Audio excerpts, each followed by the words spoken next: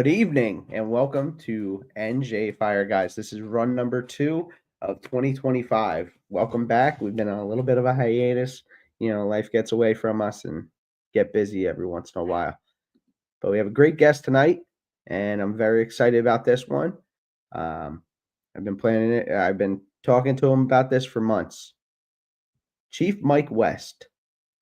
Chief Mike West is a fourth-generation firefighter with over 40 years of fire service experience. Beginning his journey in 1982 in the Monmouth Beach Volunteer Fire Company and working full-time as a fire dispatcher with the Monmouth County Sheriff's Office, starting in 1987. In 1988, Chief moved to Colorado and transitioned to career firefighting with the Eagle River Fire Protection District.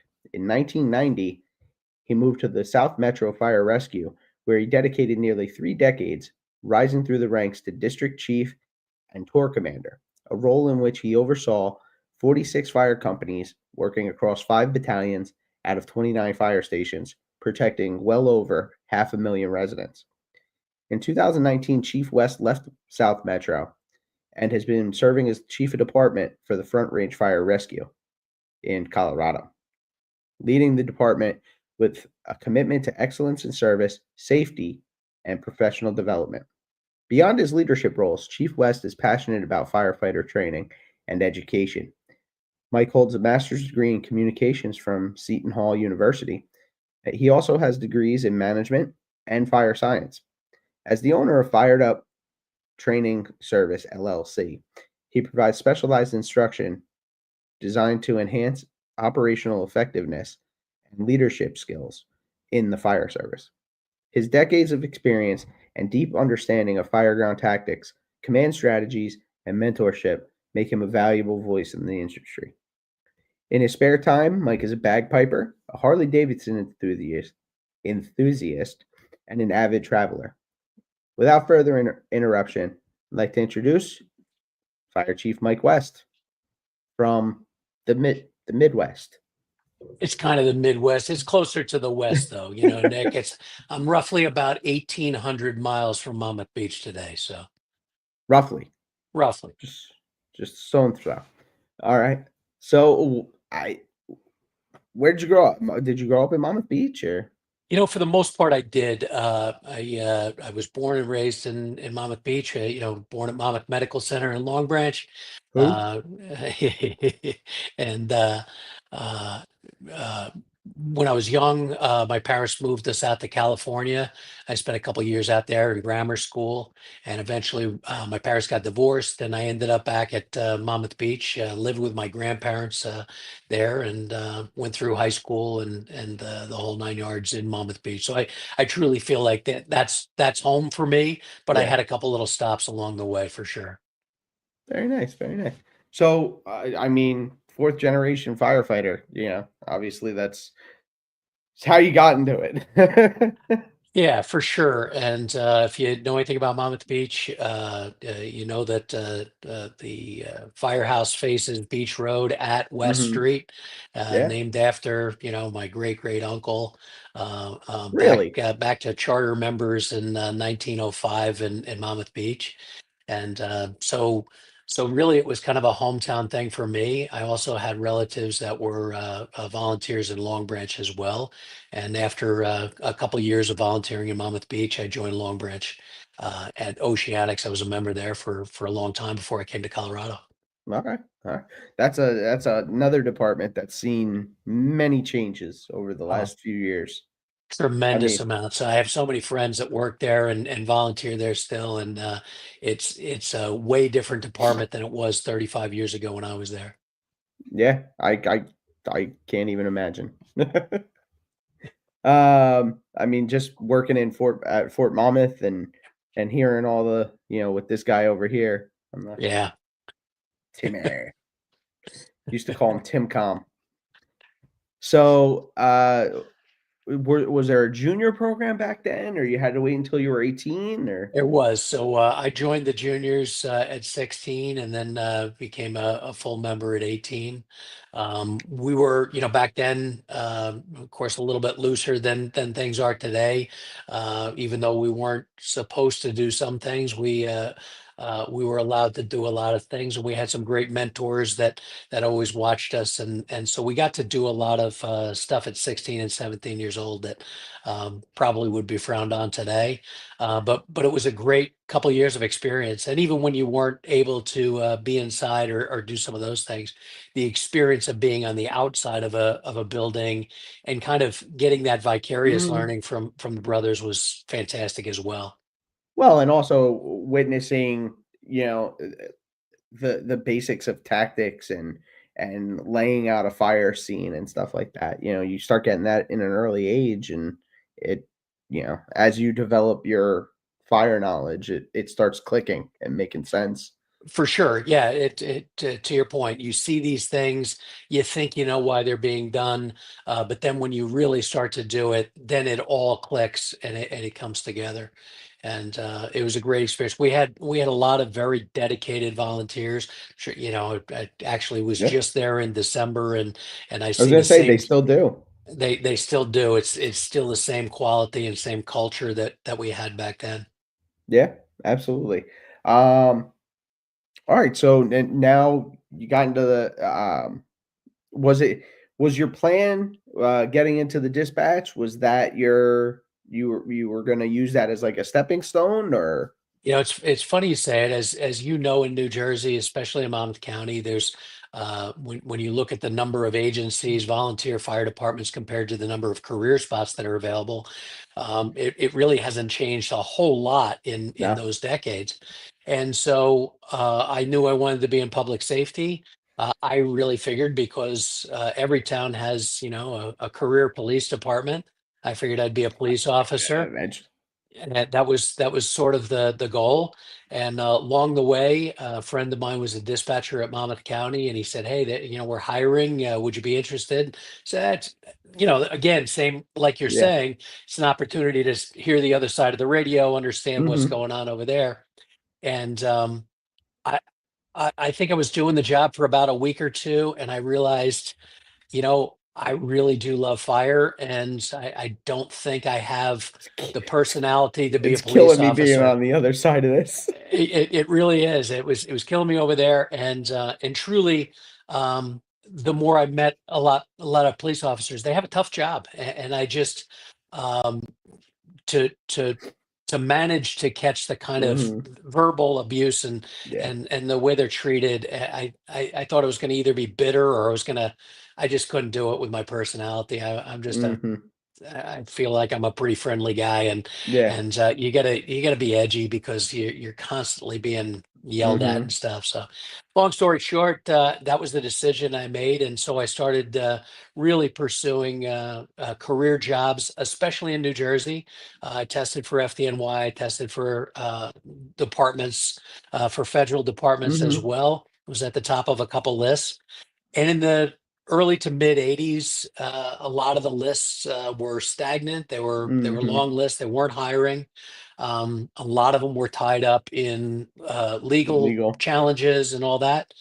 So I got frustrated and I said, I'm going to try something different. And so, again, some of your listeners, maybe even yourself, you might not remember this, but before the internet, we used to get our monthly copy of Firehouse or Fire Engineering. Yep. And in the And back, it there was want ads. classifieds. Yep. And I saw an ad for a position out in Colorado, and I said, I'm gonna throw my name in the hat. It turned out that I got a position, and the rest is history. Ironically, and it's something I do want to say to all your listeners that are looking to become career firefighters. I say it all the time that as soon as you get that first opportunity, all the other opportunities they start Yep. calling too. So without exaggeration, I got two other phone calls within 2 weeks. One was a federal system in New Jersey, and one of them was one of the cities up in North Jersey. And I say, you know what? I'm gonna go to the dance with the one that brought me, and I Yeah. stayed in Colorado. That's awesome. That's awesome. Yeah, And I mean, really, you go out there in '88 to Eagle Eagle River. River. Yep. Now this truck says Eagle Vale. Yeah, and Is that and a pretty interesting kind of period of time in that particular department. It was. at one point was a municipal department that had contracts with various neighborhoods and smaller communities. And that picture was taken during that period of time where this community Okay. of Eagle Vale purchased the apparatus, and then we all worked for Eagle River. Very common, and again, a little different than Jersey, where there's 53 communities in Monmouth County, and Yeah. each one has a department, and it's not too many fire protection districts, as you know. Mhm. There's many more fire protection districts in Colorado, a lot more unincorporated land in the county. Mhm. When I worked at South Metro, we actually covered portions of 3 different counties and Mhm. 12 different communities. So that's kind of an example of it in that picture. Well, and I was actually gonna say, I mean, you went from, having those opportunities in New Jersey and saying, "Hey, I'm gonna take a chance out here." And I mean, South Metro, you started there in 1990, Mhm. and I mean, that's a hop in place now. That's a hop It into I mean, it you is. left there in 2019, you had what, 43 stations and It's or at 43 20, 46 29 companies? stations, 46 companies. Yeah. And when I first got there, we had 6 stations and, That's I don't know, give or wild. take ten companies or so. So yeah, I experienced a lot of growth. And again, one of the things that's unique about Colorado in comparison to Jersey is the number of mergers that took place. So I went through 5 mergers in the period of time that I was at South Metro. Some Okay. of them were small. It was, we merged with a department that had 1 station. Other Mhm. times we merged with departments that had 9 stations. So uh, a lot of juggling, a lot of trying to combine cultures, tactics, SOPs, Mhm. deciding on nozzles and thermal imagers and air packs and those things, which is challenging, but it's also a lot of fun because you get that Yeah. opportunity every couple of years to really evaluate, are Yeah. we doing the right thing? Absolutely. And I was gonna say, was there a lot of growing pains with those transitions? Sometimes yes, sometimes no. The one thing that is, I will tell you from the very first day that I got to South Metro in 1990, we had closest unit dispatch. So Oh, that's regardless glorious. of, yeah, regardless of where the call was, whatever the closest engine company was, they responded on the calls. Now, of course, that's before CAD and AVL. Yeah. So, the dispatcher had to make an assumption that everyone was in quarters The at the zinc same quarters, yeah. time and all that. So there were some hiccups, but the culture of it doesn't matter what the patch is, it doesn't matter what the side of the Yeah. rig says, has Can you been imagine that? there. I can't even fathom that. That's I could tell insane. you some stories, and I have some friends. I think we have a mutual friend that worked in a large city in North Jersey, and I was riding with him one day and literally saw the neighboring fire department sitting at the corner because Waiting to be called. someone had pulled the wrong box and they realized it wasn't their call, and the politics, and that's sad. Um, when Insane. you're there, you don't know it. You don't know that it's sad. It's just the way it is.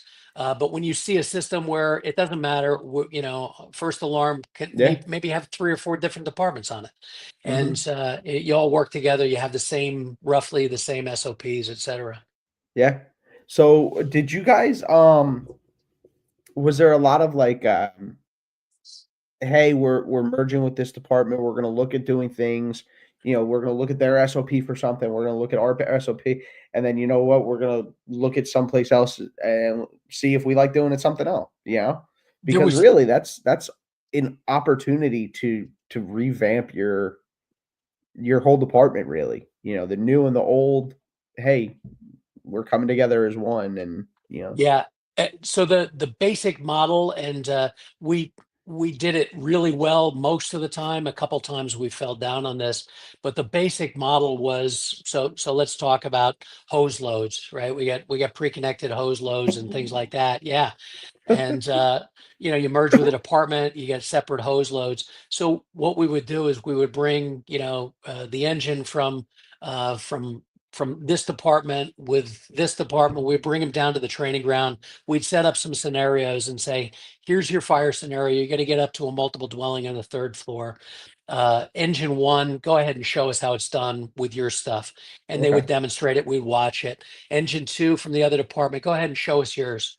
Okay, now you show them how to pack your hose. We'll show you how to pack our hose. Okay, now you try our hose load, see what you Yeah. think. And you'd work through the evolutions to the point where you'd say, wow, I really thought I had the best hose load, but you guys Yeah. have it. And Mhm. you'd start to work on those types of things. The second part of your question, which is really important as well, which is to look at other agencies. So, as an example, a big thing in Colorado, and even though it's an international thing, I know it's very isolated in some places, accredited fire departments. So, we go through this Okay. accreditation process. So, we would build a database of fire departments that had an ISO of one, that were accredited, that were metropolitan departments, so a population greater than 250,000. Mhm. And we'd identify the four, five, six that had that criteria, and then we would look at their SOPs as well. See, is there something that we could learn from them? So a little bit of both. Well, I was gonna ask, did you guys look at, like, the Chicago area, how they have the what is it, the MABUS, The MABUS mutual system. aid, and then down in Phoenix, how they have just their entire that entire area is just all integrated. It Did you guys is, look at and those kind of systems? we did, and so back to the, looking at those systems. So when I became a battalion chief, I was assigned to training in 2008, and we did a 2-week field trip to Phoenix, visiting their training centers, visiting firehouses, Okay. visiting dispatch, and trying to build those systems from what they had built. Okay. Okay. So now, let's back up a little bit. Sure. When you started with the South Metro, Hmm. where you said it was 6 stations? 6 stations going through a Give us a merger when little bit I of a started there. Yeah. okay. So 6 stations was Did they merge with the Eagle River or No, Eagle River is a department up in the mountains. Again, it was a great opportunity. Going from Jersey to a ski resort. It okay, was. And again, some of your folks would know Beaver Creek. It's always on the ski championships, and it's the ski resort just to the west of Vail. So a lot of people okay, know that area. Great opportunity. Small department at the time. 4 stations and growing. They've grown into a fantastic department as well. We were a little, we were going through some growing pains back in the 80s back then. But South Metro was merging with the Cherry Hills Fire Department, which was okay, a 2-station organization, and that was truly the first merger that they had gone through. So there were some growing pains in that. We didn't do that particularly well. Great guys on both sides, yeah, just just not a lot of thought into the SOPs and the okay, procedures of how we did stuff. okay, okay. Now, did you find that a lot of guys were coming from the East or the West Coast, coming to the area, taking the opportunity, and Yeah, Colorado is truly, it's a very transient state. There's a lot of displaced New Jerseyans living here. yeah, my Uh, uncle's in out there. oh, no kidding, whereabouts? My uncle moved out to, Littleton Littleton, yeah. in 1999. He met my aunt on a cruise, and they were doing the back and forth type thing. At the time, he was actually a lieutenant in Colts Neck Number 1, and, they were doing the back and forth, every month or so, he would Ah, go out there or she would go out here, and they were like, "This is kinda crazy. What are we doing?" And he packed up his stuff, and out he went. moved here, and that is a common story here in Colorado. It is so uncommon to be born and raised in Colorado that you'll see occasionally bumper stickers that say native, because most people are from someplace else. Yeah, Today we get a lot of people from Texas and California. We still get a lot okay, from the East Coast, a lot from the Chicago area. But yeah, okay. there was quite a few folks that were coming to the fire service. And I'll do a little plug for Colorado. If you're thinking about, like, I want an opportunity as a career firefighter and I want to go someplace, Colorado has a lot of positions open, and the hiring is not stopping in the near future. So Yeah. lots of great opportunities. Now a lot of our do you guys have like a civil service system like we have back here or No, nothing so like it's that? there are a couple departments that do have a civil service system within their department, but generally speaking, it's each department sort of sets their own rules. We Okay. have the state itself at a fire level. We don't have a state fire academy. We don't have a state fire marshal. So the oversight from above is significantly less than you're used to. Okay. Okay. Um, I mean, really, that's I can't imagine the It's lawlessness that there would be in New Jersey if there was no oversight. Well, and again, I was around when, when OSHA, started knocking on the doors of firehouses in New Jersey, checking, PPE and Mhm. SCBA and all of that, and the uproar that that created then. Um, and What do you in mean I can't reality, ride on the back step anymore? w- exactly, and we were all mad about it. In reality, it made sure a lot of us didn't have equipment that was good, that was, Mhm. terribly outdated and not Yeah. very good. So in many ways, it did a lot of good things. There are some agencies here, some of the volunteer agencies in Colorado, where you don't have to be certified as a firefighter to be a firefighter. Okay. The local agency says, I like you, and you look like you could probably pull a hose line, and that's it. So there's Well, the that's lawlessness sometimes is scary too. that's kinda like my uncle. My uncle is, he still has his house in Littleton, and then him and my aunt also have a house in Grand Lake, and he started volunteering in Grand Lake, and I guess he does like a 48-hour shift. Um, he's like an auxiliary fireman, but Yeah, he drives, he'll pump, he'll do those ancillary tasks without being an interior fireman. I'm right. like so you working your way back in? He's like, "Come on, I'm 50 years old." Yeah, yeah, yeah. But, No, uh, it's but yeah, it, it's and a I mean, way he said, different system. Yeah, I wake up when he's on his 48s, I wake up and I got a text message from him of ripping fires that he's going to. He's yeah, like, "Oh, yeah, it was 3 of us for, half hour." It's like, yeah. "Jesus." It's a lot of work. Especially up there in the mountains, the response times are exceptionally long. The Your Yeah, closest mutual or automatic aid is again 30 minutes away. Those guys, they handle a lot with yeah, very little.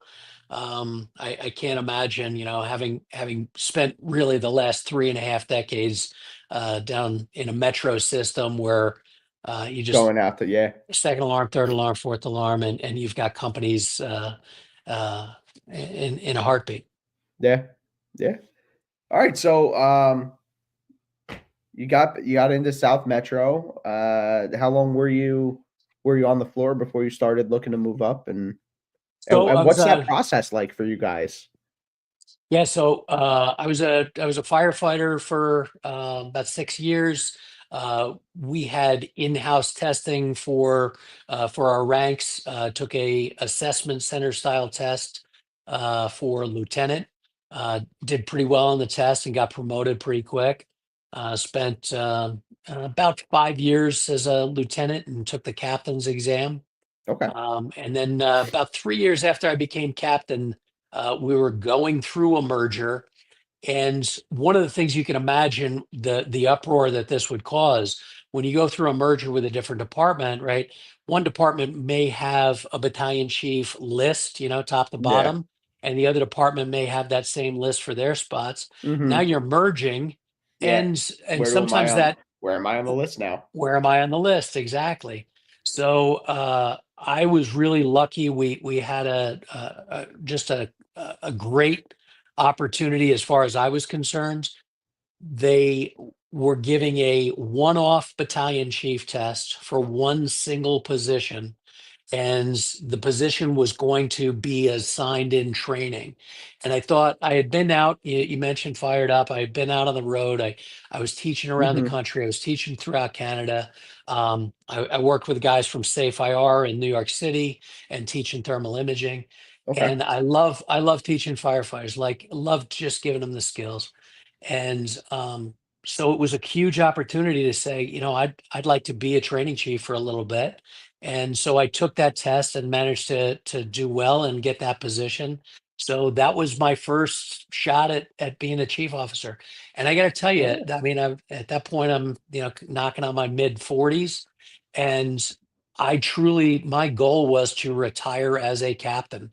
I had a captain in a high-rise district, and I was going to retire a captain. And if it wasn't for that particular opportunity, I never would have taken the battalion chief test. Okay. So it was a great opportunity, and I'll Yeah, it go worked further out from for you. that, but it looked like you might, yeah. No, I looked up it. So high rise district in the Mile High State. Where are we talking geographical, or are we talking you actually had some No, good actual high rises? actual 20-story buildings, and mostly commercial in the district that I worked at, surrounded by multiple dwellings, three, Okay. four, 5-story. It was a good. I really enjoyed working in that district. I had some of the best friends of my life. I still see so many of them all the time. But that was it. I was going to retire as a captain, and then this opportunity popped up. Okay. And at that point, I gotta say it, I thought, okay, well, I'll retire as a battalion chief, and I'm pretty good with that. I still get to go to fires and still Yeah. get to provide, a lot of good training for guys and gals. Um, and along the way, you mentioned Phoenix. I ended up, I say befriending, but I think he took me under his wing. I got to know Alan Brunacini really well. Great guy. Oh, and it was such a like, just I was in the right spot at the right time, and he became kind of a mentor to me. Mm, And along the way, I asked him a question one day. I asked him, I said, "So, Chief, let me ask you a question." I said, "How do you get to be the fire chief of the sixth largest city in America and do that for 30 plus years?" And he said, "I was never the fire chief." And I thought he was having a stroke. I really did. I looked at him, he didn't smile, and I said, "Hey, Al, I'm pretty sure you were the fire chief." I'm pretty sure you're the fire chief, sir. I'm pretty sure, yeah. And he shook his head. And he said, "Mike, we've known each other for a while, and we talk, and he says, when do we talk about like chief stuff? When do we talk about budgets? When do we talk about city managers? When do we talk about that?" And I said, "Never." And he goes, "Exactly." He goes, "I was really an operations guy for 30 years." He goes, "I love firefighters and taking care of the Mhm. customer and red fire engines. That's what I care about." And and I said, "Wow." I said, "So you can do that. You can still be operationally focused and be a fire chief in these types of organizations." He said, "Absolutely." And he gave me some great advice along the way.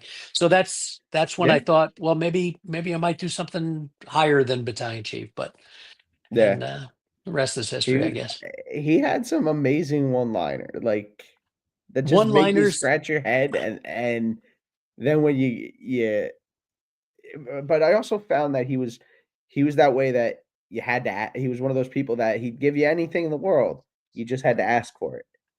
I tell people this all the time. I would call him once every couple months, and I'd pick up the phone, and it would always go to voicemail. And I'd say, "Chief, it's Mike. Hey, just checking in on you. Hope you're having good. If you get a chance, give me a call." He would never call me back. If I called him and left a message and said, "Chief, I really need some help. Give me a call when you get a second," he'd call me back in the next 30 minutes. Okay. He would help you at all. But if you just wanted to, "Hey, how's things?"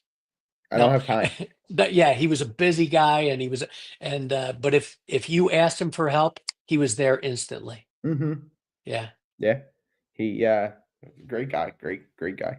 I actually met him the first time I met him in person, I was out at I wanna say it was 2017, Blue Card Hazard Zone Conference out in In Phoenix, Phoenix. I was and I was probably there with you, buddy. now I didn't know anybody. I didn't Yeah. it was one of those things that, like, I was up at Picatinny at the time, and they were starting to go transition towards Blue Card, Hmm. and it just made sense to me. Like, Yeah. it clicked, and, it brought me back to, flipping through my dad's old fire command books, and I I saw the opportunity online for this conference, and I went out. And the night of the first night, there was like a registration mixer kind of thing, and I'm standing there by myself having a drink, and Nick comes over, and he's like, "Hey, buddy, where you from?" Blah blah blah. And you know how Nick is. He's over the top. He's like a Jersey guy. He's like a Jersey Yes. guy. Yeah. And so we start talking, and he's like, "So where's your Chiefs?" I'm like, "Oh no, I'm the only one out here from my department." He's like, "Oh, well, where are you from?" I'm like, "Oh, from New Jersey." He's like, "Wait, you came from New Jersey?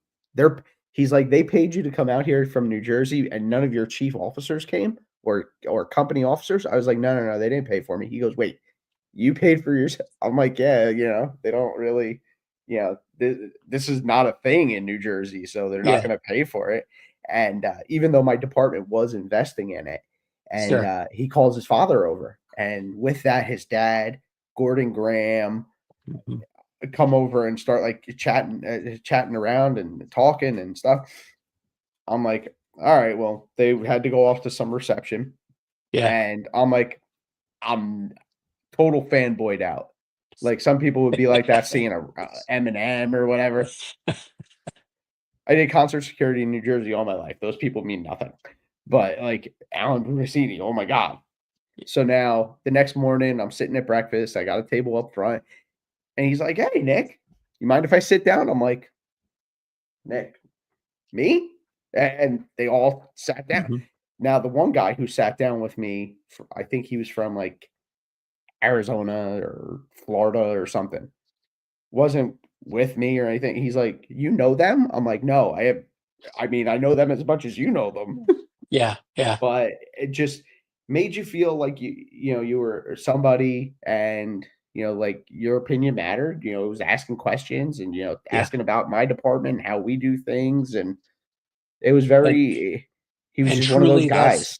and truly that's that was him. He cared as much about you, Mhm. and your opinion, wanted to know what you thought. And certainly I learned some really great lessons from him and Nick and John Great.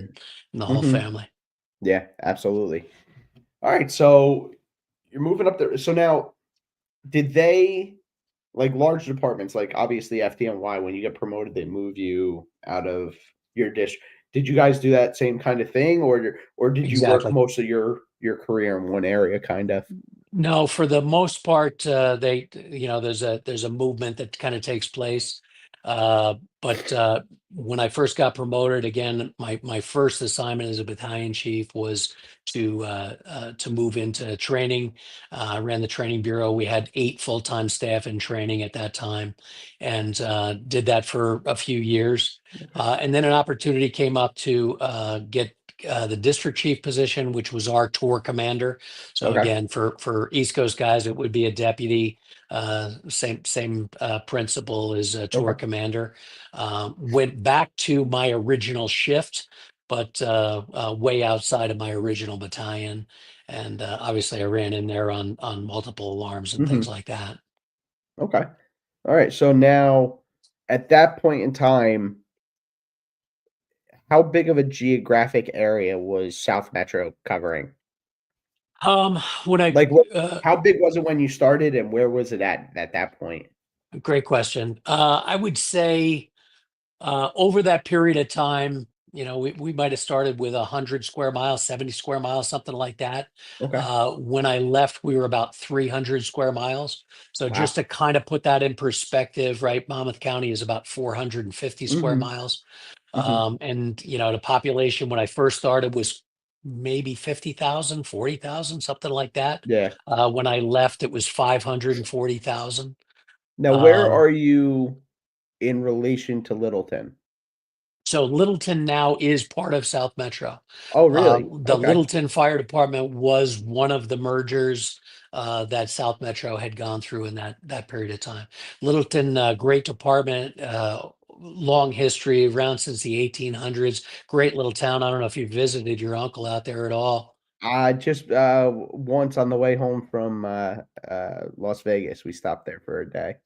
Gotcha. but it's Sleeping off a beautiful. hangover, probably. No, I was only 19.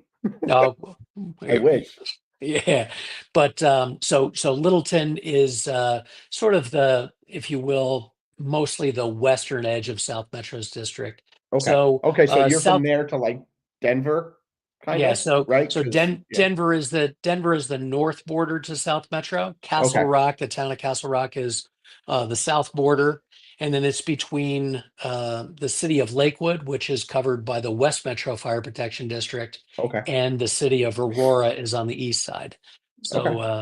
So that's kind of the layout of Okay. the district. Okay. And so I mean 2019 you leave Mhm. there for the opportunity with Front Range. Now Front Range uh Christian, it's a prep school. My uncle coaches high school baseball there. Is that is So, that in the Littleton area That or so his the school you're talking about is down in Littleton. One of the things that's unique about the name Front Range is that anyone who lives in Colorado, if you say I live on the Front Range, it's like okay. going down the shore. Okay. It pretty much it It's like a geographic area kind of thing. yeah, so again, you spent some time here. You know that the Denver airport is a long way away from the mountains. Mhm. You can see the mountains. Well, the line of mountains that you can see from the metropolitan area is referred to as the Front Range. Okay. So years ago, before I was at Front Range Fire, uh, much like we've talked about, they took two different agencies, two mostly volunteer combinations systems, two different Okay. departments, merged them together because they had two different names and they couldn't quite, it didn't really make sense to, keep one of those names. They Yeah. called it something new and they called it Front Range Fire Rescue. So that became their fire protection district name. Okay. All So right. Front Range Fire is actually in northern Colorado. Again, for someone who might be familiar with Colorado, we're very close to Fort Collins. We're very close to Greeley. We're very close to Loveland, Okay. sort of the big geographic cities here. Okay. Loveland, is that the Billy G Loveland? Billy Goldfeder? No, no, Billy G is That's Loveland, Ohio? Sims, Ohio. Yes, exactly. Ohio. That's Yeah. right. Um excuse me. All right, so what pushed you to make that transition to Front Range? So I think the big thing for me now I'm I've done the chief thing for probably at that point 2008 to 2019 and 11 years, um, was really looking. I think you can relate to this, right? We all know firefighters, at the job that they retire, and when they're walking out, that that's the last time you'll ever see them. Like they Mhm. flip the switch on their career. They don't want to Done. talk about fire. They don't want to wear the shirts. They don't want to tell the war stories. They move to Florida and Yeah. no one knows what they did. Then we also know those firefighters that leave the fire service and they still get the t-shirts and they're still Mhm. stopping by the firehouse all the time and they want to hear about the fires and do all those things. I'm the second one. I know that leaving the fire service for me is going to be a little bit of a challenge because I've been doing it for 42 years now. Yeah. And it's it's what I am in many ways. Mhm. So walking out of South Metro as a district chief was going to be a real challenge for me. And I needed a new challenge and also a place where I knew everyone. Like Oh, I got to know the firefighters and their kids and their dogs and those mhm. types of things. South Metro had grown from 100 people when I first started to almost 800 when I Wow. left.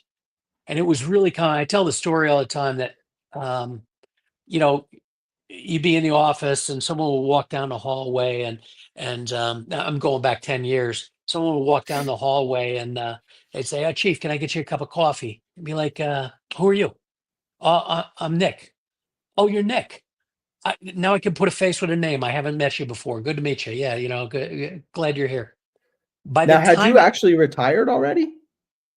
uh, Or when I came here, I yeah, retired on the 27th of June 2019, and I started here on the 28th of June 2019. So okay, so I retired, but for 20 hours or what have you. okay. But I got to the point where at the end of my time at South Metro, someone would walk down the hallway and they'd be like, Chief, can I get you a cup of coffee? And I'd be like, yeah, sure, that'd be great. Who are you?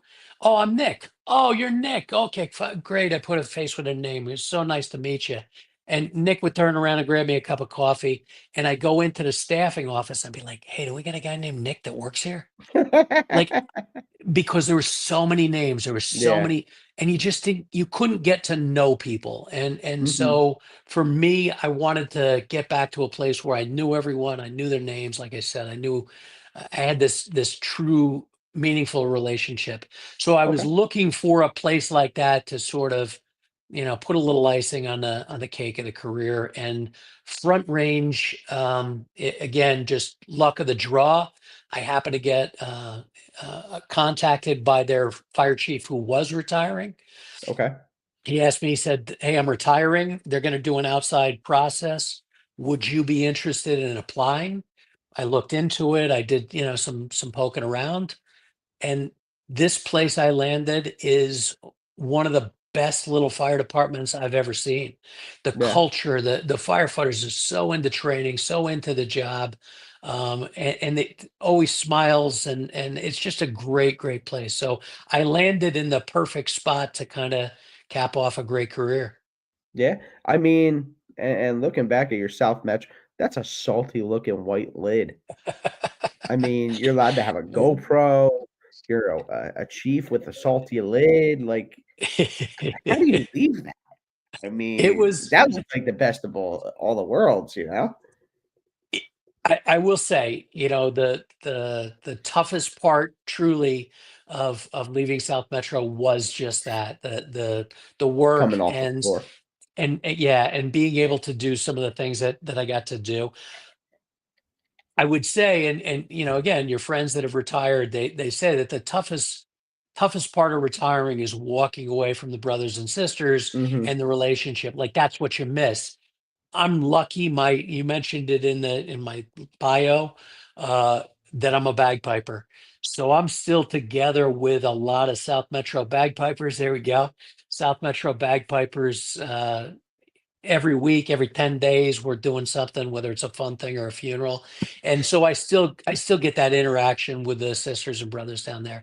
It was challenging, but I think back to what I was saying, I know I would have struggled retiring from that because we all have to, right? Yeah. At some point, physically, Mhm. mentally, whatever, I got to Yeah. walk away.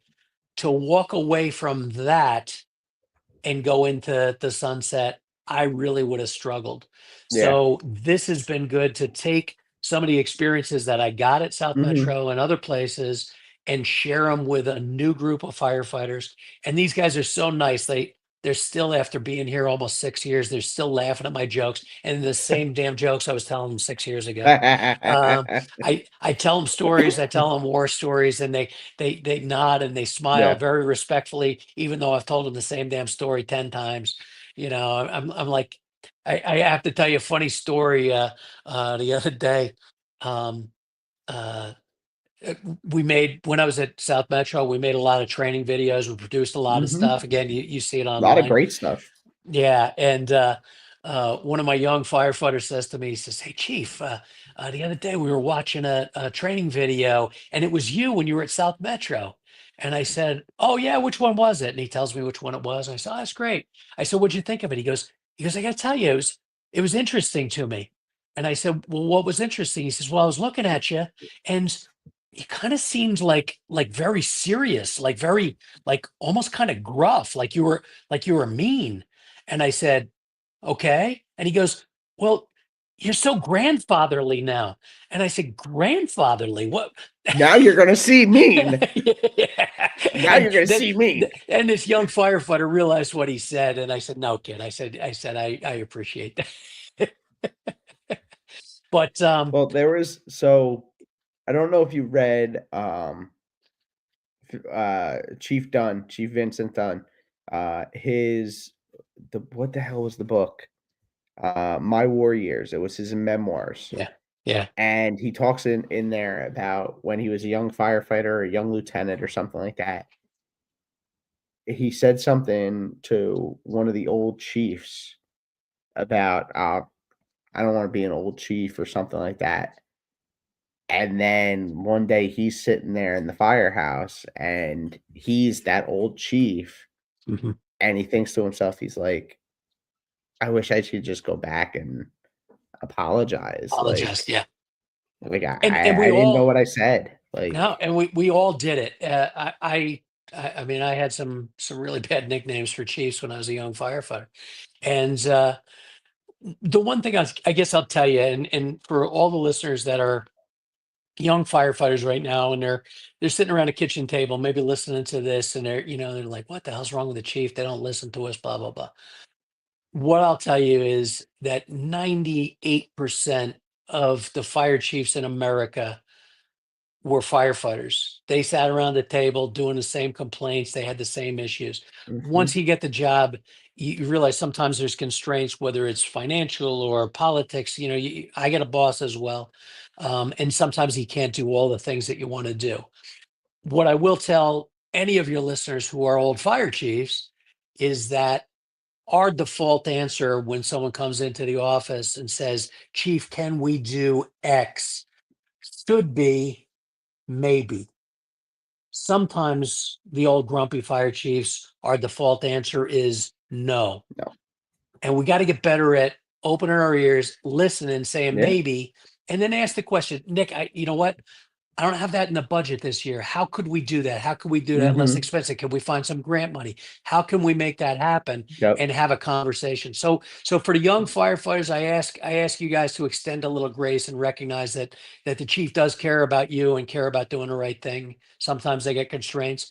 And for the old chiefs, really recognize that your young firefighters have good ideas. They have mhm. fantastic ideas and they're into their job, and listen to those ideas and do what you can to support them. Well, so, my dad always said, and it was something that he always got from my grandfather, whether he's running little league or running a firehouse or whatever, running a fundraiser,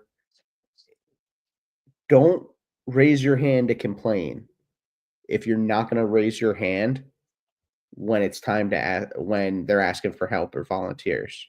Yes.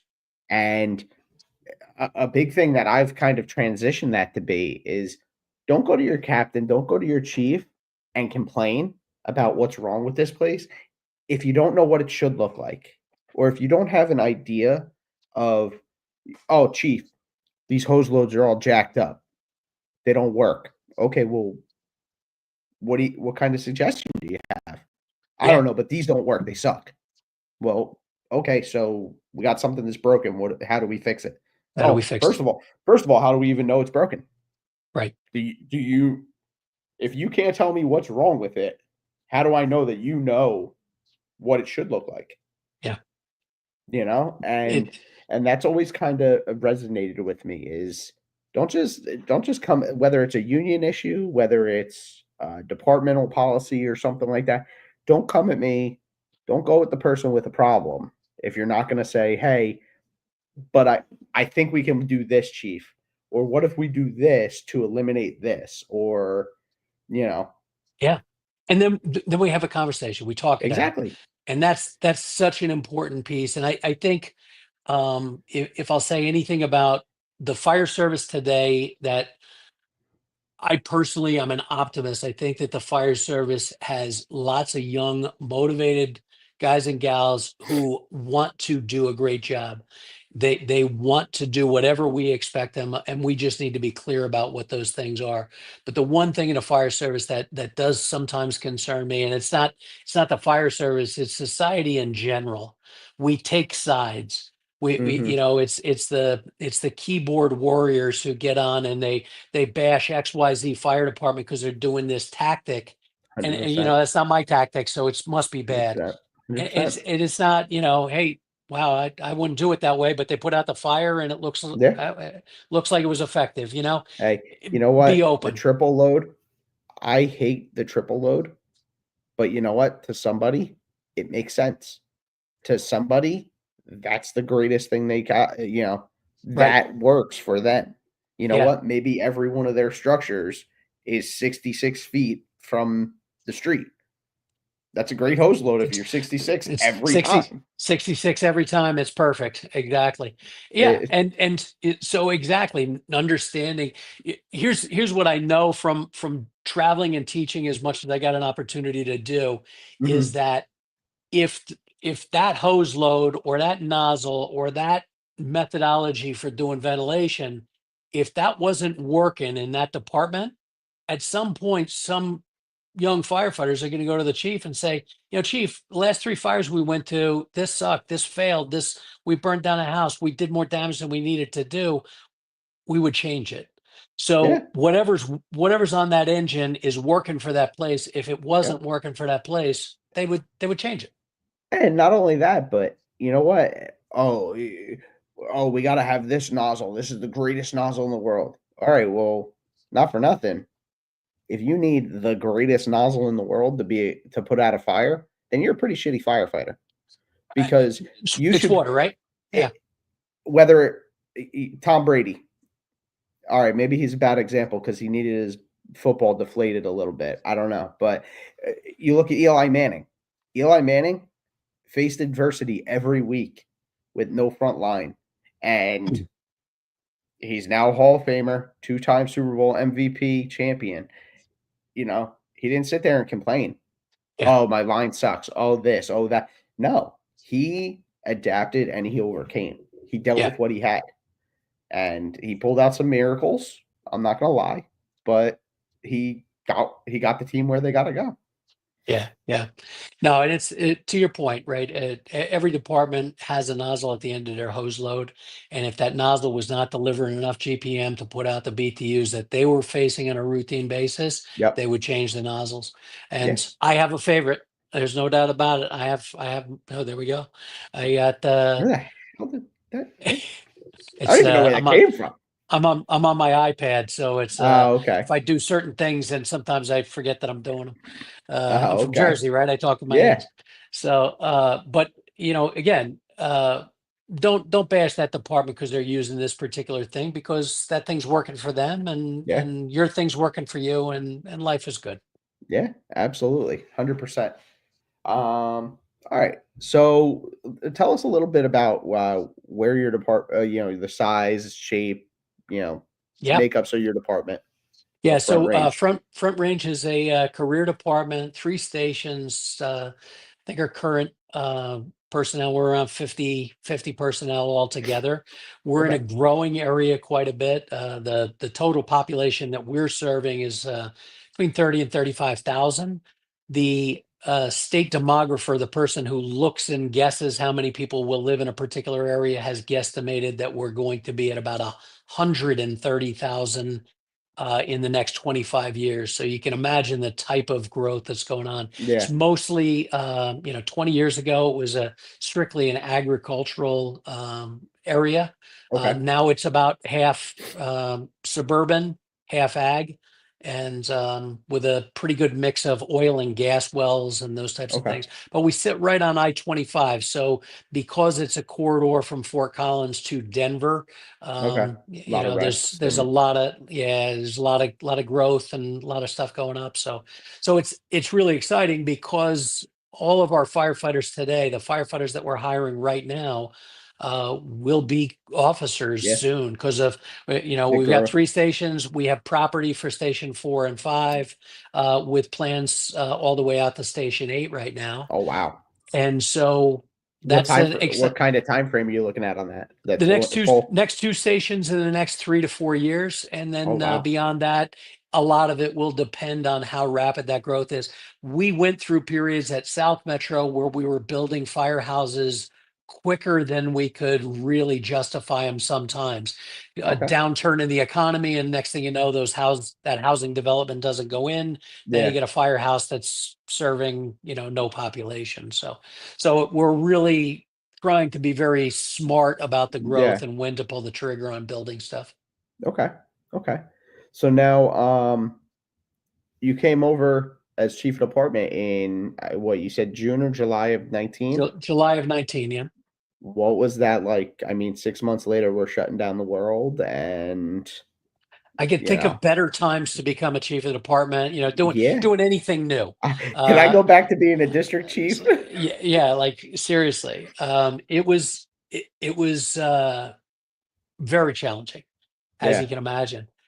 But back to what we talked about earlier about being hopefully open to ideas. We had a lot of conversations with our firefighters, with our lieutenants, with our battalion chiefs to say, how do we need to handle this in a way that's got some common sense, in a way that respects our firefighters' rights and, you know, mandatory vaccines, no vaccines, and I think so many fire departments really struggled with that, but we yeah, talked it out and we came to good conclusions by doing that.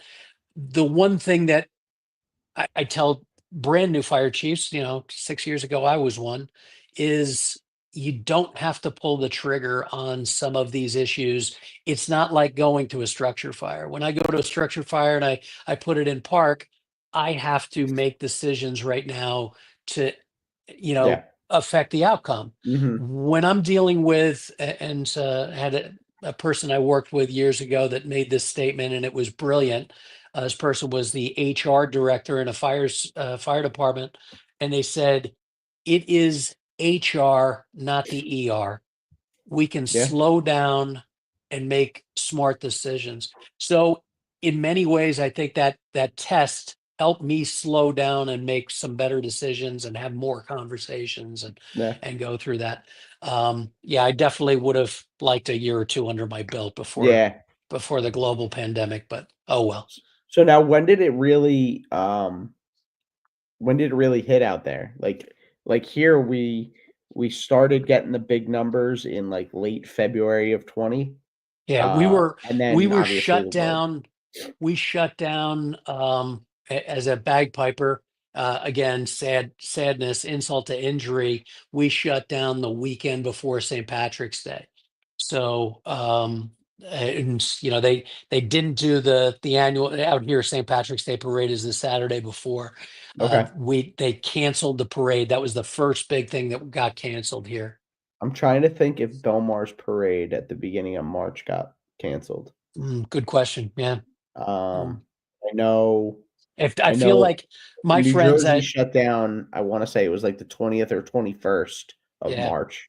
Everything yeah. shut down, but So yeah, but and we had like I'm sure you guys did as well. We had that July open up, where hmm, everything, okay, we're all good, and yeah, we all opened back up in July, and then of course by September we shut everything back down.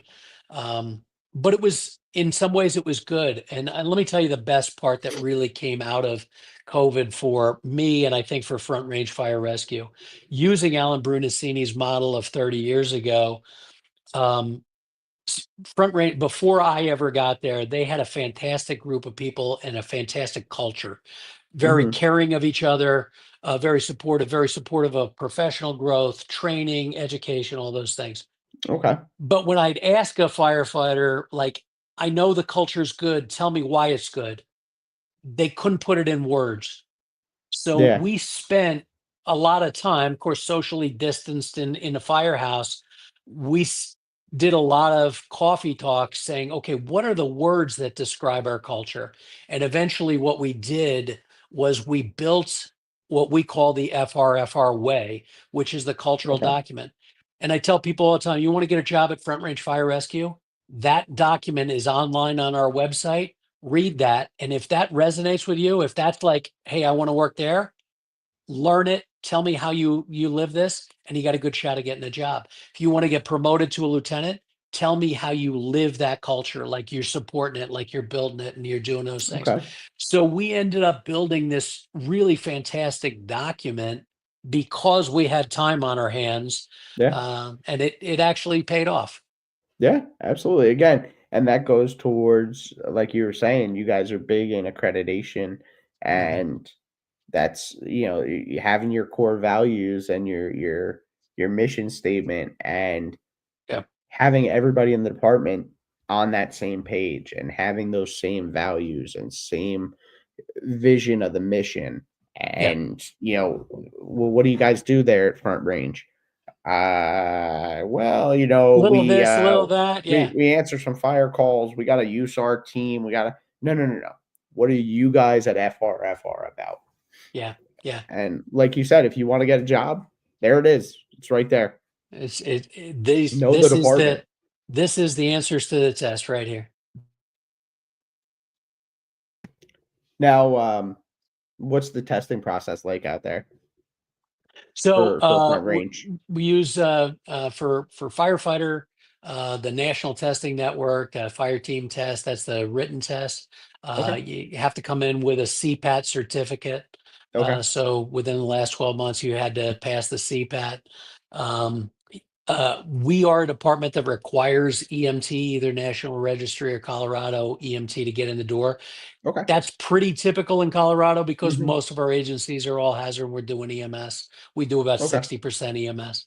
Now, do you Um, guys run the ambulance or we do not. first In the responder type Denver program? metro area and South Metro, South Metro is one of the largest fire-based transport services I think in the Okay. country right now. But we do not. We have a partnership with the local hospital. They provide the ambulances for us, when we get a Okay. pretty good relationship there. But everyone is an EMT, and we do respond on medical calls, et cetera. Okay. Um, so that's pretty much the start. Once you have fire team and CPAT, make the application. We narrow it down based on fire team tests. This last go round, we had 200 applicants. I think they knocked it down to 100 for the Okay. first round of interviews. And one of the things we do is we do phone interviews. Okay. And we do phone interviews. It was a COVID thing, and we got a little benefit from it. It's almost like you've seen that TV show, The Voice, Hmm. where it's I just want to hear the song that you're singing. I don't want Hmm. to look at you. I don't want to see how you move or Hmm. any of that stuff. I just want to hear you. That's how we do the first round of interviews. We just hear you, Okay. and then we narrow that down Hmm. to an in-person interview process, and then kind of go from there to pick our top candidates. Okay. Okay. Now do you have lieutenants or just captains? We have just lieutenants, not Okay, captains. just Yeah. lieutenants. Now, is that a promote from within, or is that anybody can apply to be a lieutenant? So it is a promote within, provided we have enough qualified applicants. So last Okay. year, first time ever, we used the entire list, and we ended up bringing in a lieutenant from the outside. Okay. Worked out really well. Fortunately, we had applicants from all over the country, but we had a couple of applicants from neighboring departments that knew our SOPs. They Okay. were already blue card. They knew the lingo, so of course that gave them a little bit of a Mhm. leg up in the tactical exercises and those things. Absolutely. 123 Main Street, out investigating, level 1 Yeah, stage. exactly, exactly. Hey, wait a minute. Are you prepping right now for the LT's exam at Front Range? Yeah. Hey, if you got openings, I You never might know. You never know. live I might have to, live on my in my uncle's doghouse 'cause, I don't know how that would go over here at home. As long as there's direct deposit back home, right? Yeah, Yeah. yeah, exactly. Yeah. All right, so, you know, what, May you're done? May or Uh, June? June 27th, ironically, the same day that I left, retired from Oh, South yeah. Metro, June 27th of this year, 141 days from now, Jesus, not I'll that I'm be counting down or anything. well. And let me tell you why. And I get that response a lot. So, roughly speaking, almost to the day, Okay, I've been in the fire service now for 15,642 days. And I know how fast those 42 years have gone. do now, did you calculate this, or did you have, like, a secretary or administrative assistant or something calculate that out for I you? have apps, Nick. I have apps. Come on. And I don't even know how to figure that kind of thing out on my phone. it, but what's and I wish I had done it earlier in my career. I really wish I had thought about like making sure we all do it, right? I'm in the fire service for 20 years. I'm going to do 35. I have 15 more years to go. I'm Yeah. eligible to take the chief's exam Yeah. in 10 years, right? And We always we have tend something. we Yeah. always have something, and I've always had something. What I wish I could go back and do differently is instead of thinking about I'm going to retire in 15 more years or I'm going to do this in 10 more years, I wish I had counted days a little bit more or counted weeks, because when I'm so busy looking way down the pike, I'm not enjoying the day that I'm having right now. Mhm. The day that I'm having in a firehouse, sitting around a kitchen table, telling jokes, Yep. talking about the last fire that we had, doing those things. Sometimes we take those for granted. And Yep. so that's truly why I know it's 141 days, because I want to make sure that every I single one don't of wanna those miss a count. single one. I don't want to miss a single one. Makes a lot of sense. Yeah. I Makes wish I it had makes I sense. wish I had thought that earlier in my career, but I'm 15,000 doing it days ago. now. 15,000 days ago would have been pretty good. Yeah, well, you know what? That goes to, um, I can't think of how many people I've heard, "Oh, you're getting on the job, oh, you're in the academy. Write down something every day, every Mhm. shift, write something down." How many people have said it? How many people have done it? It's so few, Yeah, and I and do. Early on, I kept a really good scrapbook, yeah, pictures from the Asbury Park Press, and I still have them. But there was that period of time when I just stopped doing it, and I look back and I kick myself. yeah, yeah. I actually, I was doing a fire investigation in a small town in South Jersey, Elmer. Candle factory burned down to the ground. Literally, uh, physically a stone throw from the firehouse. And, I stopped at the gas station to get a cup of coffee, and the little local newspaper, I think there was like 3 pages, was all dedicated to this fire. I'm like, "You know what? I'm gonna grab a copy of this because this might be one of the largest fire investigations I've ever done." Or, There you you know go. what? And one day down the road, I'm gonna look back and be like, "Hey, you know what? This is one of the fires I investigated. I was the Yeah. lead investigator on." And and I look at, my dad's career and the mementos he has that he's held on to, newspaper clippings or, Mhm. pictures of different trips to different, states and stuff like that. And it's something that you look back at and you're like, gosh, I wish I took more pictures of the crew, or I wish I did more of this, or, we went out to breakfast together after a shift more often or something. I I, uh, I say it all the time, and we've all gone through that. You take a picture of the guys in front of a building that's burning or something like that, right? That can go really south in a Yeah. public relations fashion, but find a way to take pictures with each other and the guys that you work with. Mhm. Hang them on a wall at a firehouse, because those, when one of your brothers dies, or Yeah. or something happens, and you're like, we don't have a picture of this person. We Yep. don't. It matters, and those memories go a long way. So I Mhm. encourage you to take pictures, albeit again, pick the appropriate time and place, Yeah. and all that. But I'm a good friend of mine. Again, one of the instructors at the Monmouth County Fire Academy. We go way back, and he gave me that advice early on in his career, and I took it to heart, and have done it all the time. Who's that? Damian Emmerich. Okay. Yeah. I mean, you talk about a career cut short, but not cut. Obviously, For if you know Damien, you know Damien's story. Yeah, But he was fortunate enough to stay in the career and yeah, and still have a career. But yeah, yeah, and again, I think a lot of people would not have. first off had the tenacity and the courage to continue 100%. on as well as he did. But he 100%. did. He gave me that advice after his accident. He was like, I wish I had taken more pictures before the accident. Yeah. And I took it to heart, and I take a lot of pictures and think about them all the time when I do that. Yeah.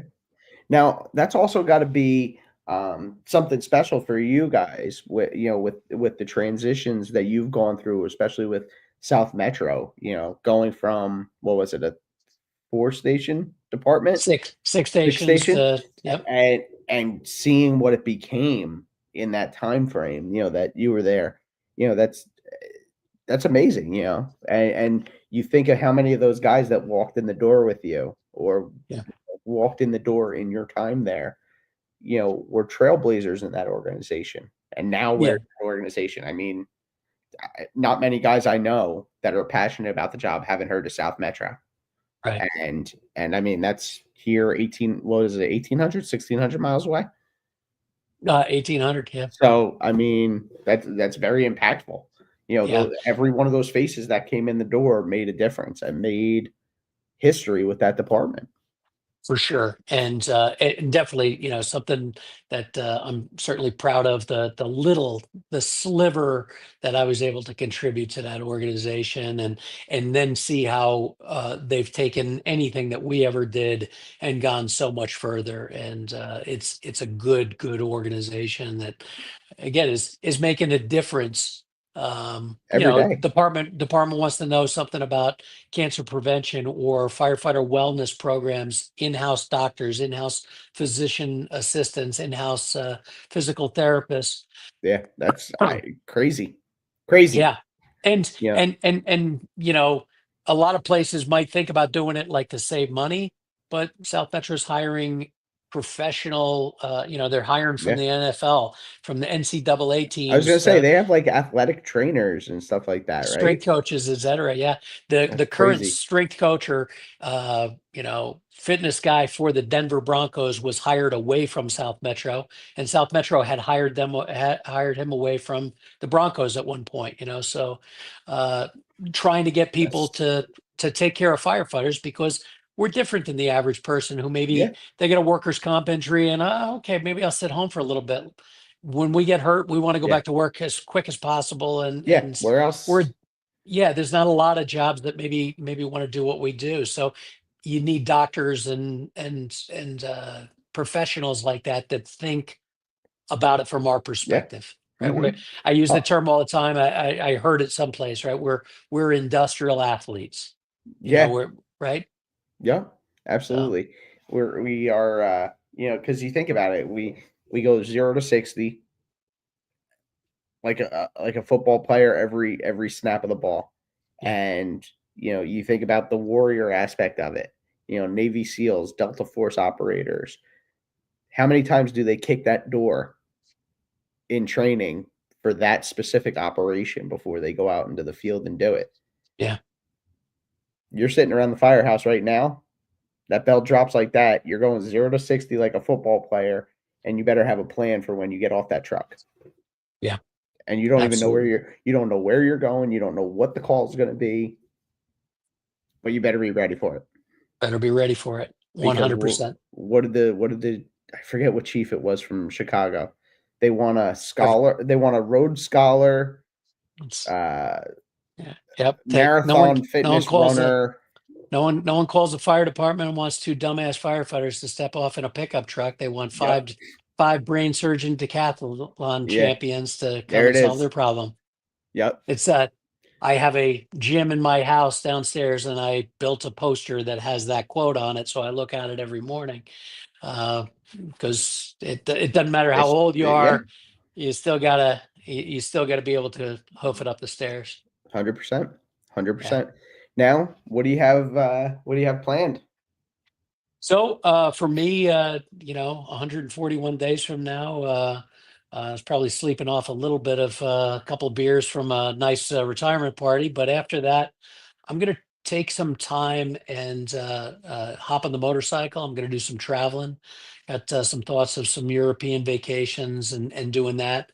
for give or take about 2 years. And the reason that is, and again, a piece of advice that I sort of accidentally got as a Harley guy, playing the bagpipes at a funeral. And when you're doing that, there's a lot of downtime, a lot of hurry up and wait at some of the big events. Hmm. I was talking with a friend of mine, he's in the band, older guy. He was a motorcycle cop back in the 60s and 70s, big motorcycle enthusiast. And I told him, Okay. I said, hey, I was online and I saw this really cool thing. These PhDs from, Penn State or somewhere had plugged in like the very best things to see in the country. All the sites, like the national parks and the world's Hmm. largest bullet twine and all this crap. And they plugged it in and they built the perfect road trip. And he was like, yeah. And I said, when I retire, I'm going to hop on the Harley. I'm going to take that road trip. And Nick, I tell you, he rolled over. He was like bent over laughing at me. And he's an old man. He's like, he's 80 years old. He's laughing at me. I say, hey, I'm serious, old man. What are you doing laughing at me? And he said to me, he says, Mike, he says, when I retired from the police department, I thought I'd do stuff like that. And what I did was I retired from the police department and I took my next job the next day. And Well, I you already did retired that. and I retired from that job and I did it again. And he goes, and now I'm too old to do it. And it was a gut shot. It was like, you know what? He's right. I would do that. I would go to the next thing, the next job, the next. So I'm not going to do that. I'm going to take 24 months. I'm going to do some adventures and do some stuff. And I know I'll end up doing something else, but I Of want course, to. guys like us don't stop. You know, Exactly. Exactly. I, So my dad went from chasing, chasing rookie firemen around, eh, and now he's, and digging fires. He went to chasing the grandkids around. He's there never you gonna go. Yep. stop. You, You you got just to. don't. You can't retire from the fire service. You got to retire to something else. Yeah, exactly. Yeah. Otherwise, I mean, you were talking about it before. I can't imagine. Like, I never wanted to know that number, that 141 number. I never wanted to know it. Yep. Now I hit that, that 15-year mark, and I'm like, shit, I got 10 years. Like, I'm Yeah. I'm closer to the back end than I am to the front now. Like, And when that day hits, and as you've got that realization, it should be a wake up call. And I yeah. think more importantly than that, and I unfortunately I see it even with South Metro with a lot of good programs, anecdotally, and I can't say that this is the 100% number, but it's roughly about 60% of the people that I worked with did not retire when they thought they were going to retire. They retired sooner because of injuries, because of some of the stresses and Mhm. strains of their job. And you you got to enjoy each day because we don't know if we're going to get a chance to ride on a big red Yep. fire engine tomorrow.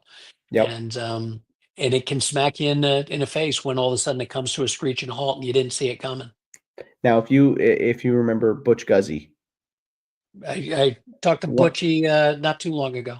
one of my best friends, No he, kidding. uh I'm he, sorry. uh Nick, up until now, I thought you were like a pretty squared away guy. No, I'm I kidding. I Butch hang is, oh I my hang God. out I hang out at a cigar club with a bunch of old men,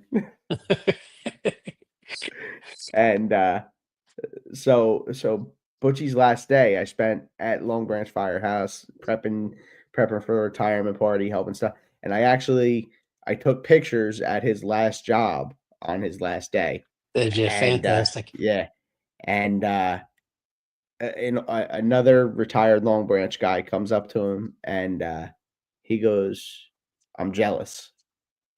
He's like, "What are you jealous?" He goes, you've been retired 5 years already." He goes, "Yeah, but you got to work your last shift." And it hit him.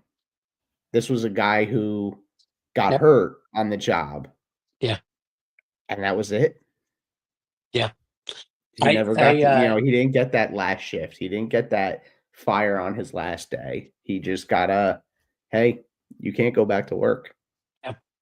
I unfortunately I've had too many friends that have had that experience, and Yeah, I don't think I'm exaggerating. There's been more that have gone that way than got to work on their last day. yeah, And so enjoy every one of them. That's where I'm going.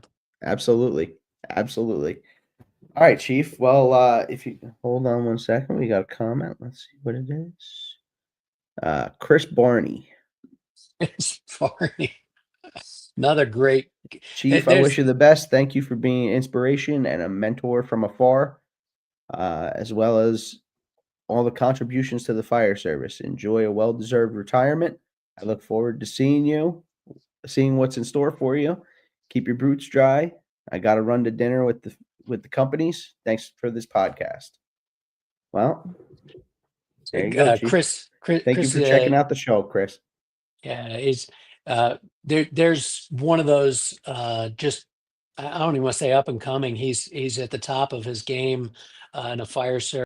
He worked at South Metro uh, back in the 90s, back when I was a lieutenant, and he went back to the Pacific Northwest, which is where he was originally from.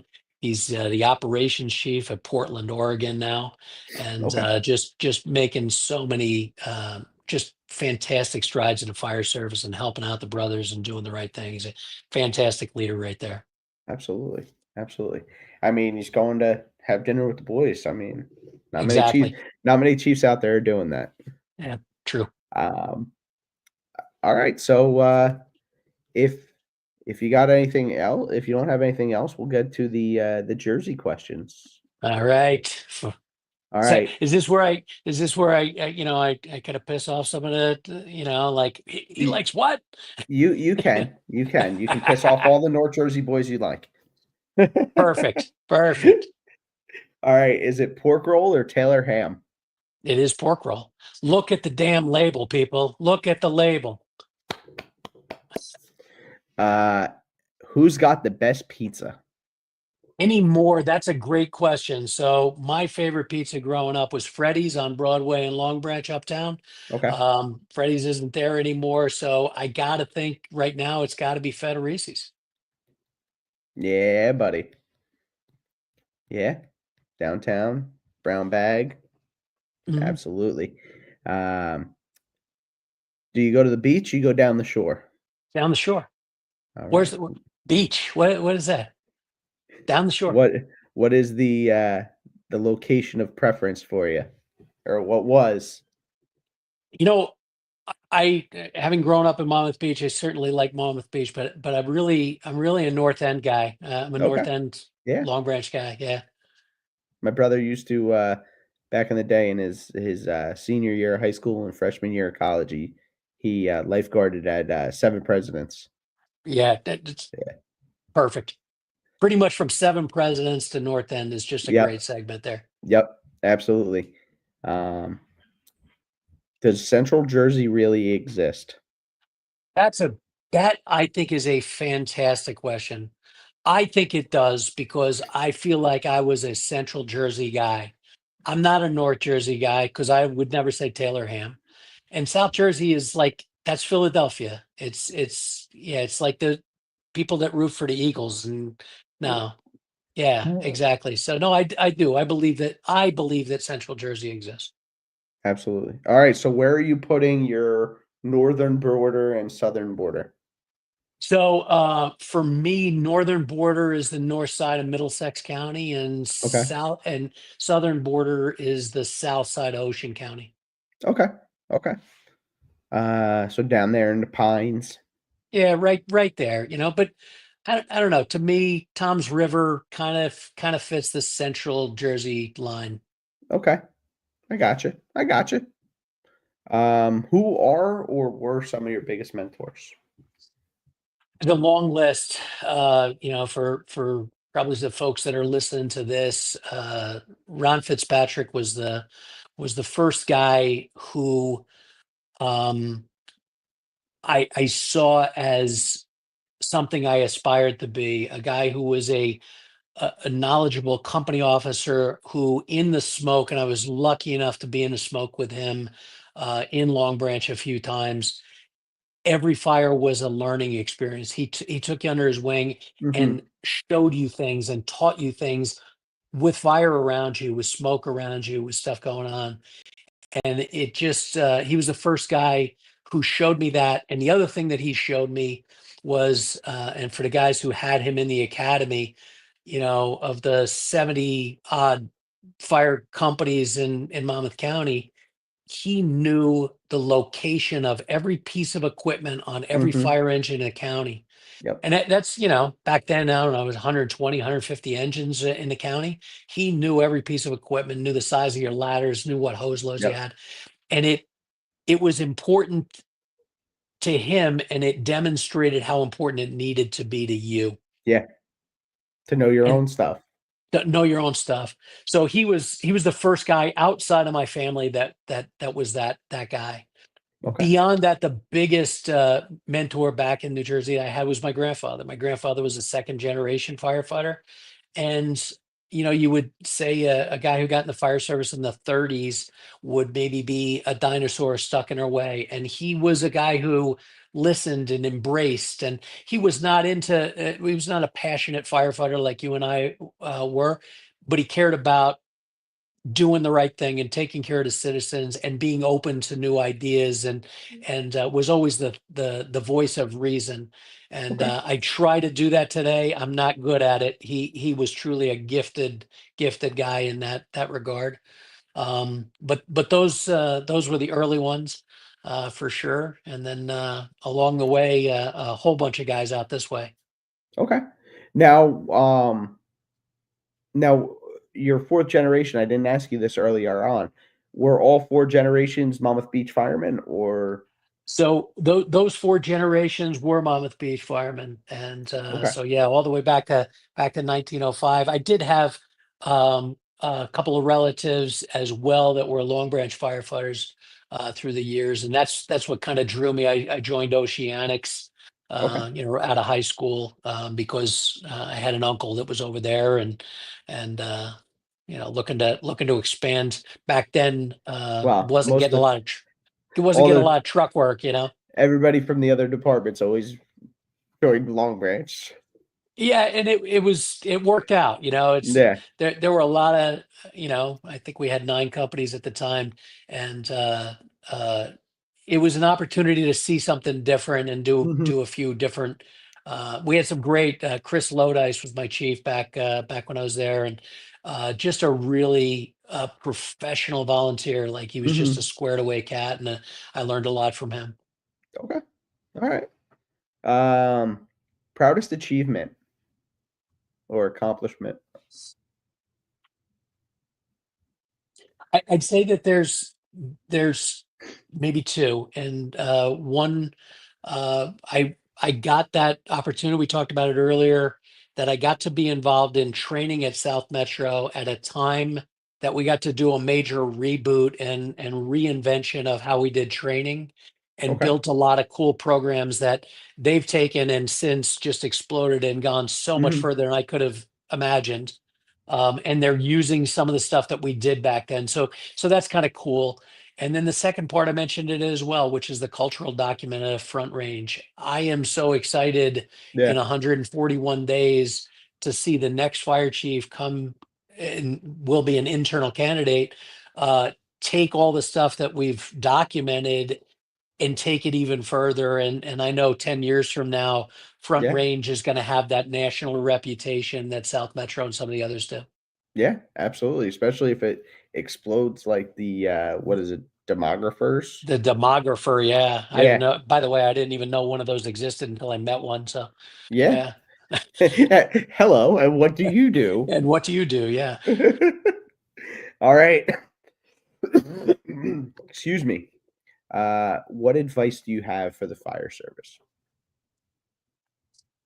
The advice that I have for the fire service is, again, this is an exciting time to be a firefighter. The very best time to be in a fire service was 1972. I'm sure of it. All the guys just a little older than me told me it was. But the second best time is right now. This is an exciting time. There's a lot of cool things going on. Mhm, The advice that I have for you is, be open to change. mhm. Evaluate things not because it's new and shiny. Evaluate things based on their merit and how they apply in your fire department. And be less critical of the neighbors, because the neighbors are doing a good job just like you are. Yeah, maybe, we get old stories about them or whatever it is, Yeah, but trust me, they're the same people. They put on their bunker pants the same way we do. and be a little less critical, be a little less on a keyboard IC and warriors on the damn computers, because we're, the rest of this civilization is doing that to each other. We're the fire service. We're better than that. Yep. We're family. Absolutely. All right, Chief, you have any shout outs? Anything you want to promote or anything going on or? No, I really don't. Actually, there is one, and I'm gonna tack on. I think it was probably run number one. I believe that you had Butchie Cobb Yes, sir. on. Please, please, please, go to those links from episode one. Contact your politicians. We really, really need to take care of what's going on over at the memorial Empty in Liberty Sky. Park. Yeah. Yeah, the Empty Sky Memorial. It's a shame that 10 years after that thing was dedicated, that it has not been finished and it hasn't been maintained. We're coming up on the 25th anniversary of 9/11 and 26. Crazy. Let's get that done. Let's get that fixed, and let's be proud of that. So that's going to take every single person sending Yep. some letters and making phone calls. I've sent mine, and I know, Butch is encouraging Absolutely. all of us to do that. So please, please do that. That's my big shout out for everyone. Absolutely. Well, thank you, sir. I appreciate your time. Um, are you going to revamp your training company Probably or not. or wait 24 months? I'm going to wait 24 months. All right. All right. Well, when you're back in Jersey, we got to get a drink. That sounds perfect. I'm looking forward to it, Nick. Thanks so much for Definitely. having me. Absolutely. Thank you for taking the time and coming on. I'll put you in the backstage area. We'll say our goodbyes off air and Perfect. be right with you. All right, everybody. That wraps up run number 2 of 2025 with Chief Mike West of the Front Range Fire Rescue in Colorado. Next week, we have another great show. Chief Bill Kramer, retired from Cinnaminson Fire Department. See you next week. Until then, stay safe, everybody. Oh, like, comment, and